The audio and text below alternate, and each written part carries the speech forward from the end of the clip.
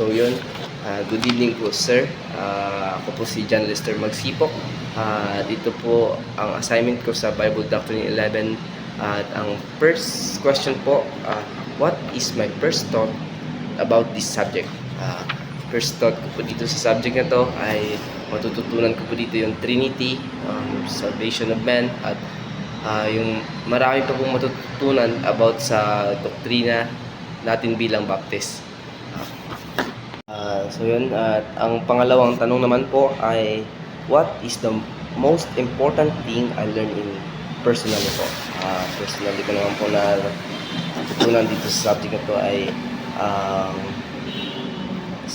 ang natutunan ko po dito sa subject na Bible Doctrine po ay yung pagkakaiba ng Calvinism at Arminianism, at yung isa pa po yung vocabulary of salvation, kung ano po yung cause ng salvation at kung sino po yung source ng salvation, yung mga definition ng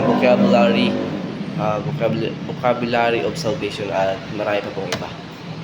So yun po, at ang ating last question po ay how will I use that I learned after this semester?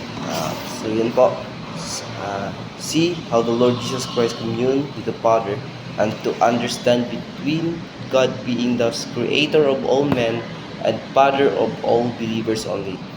So yun po, maraming salamat po.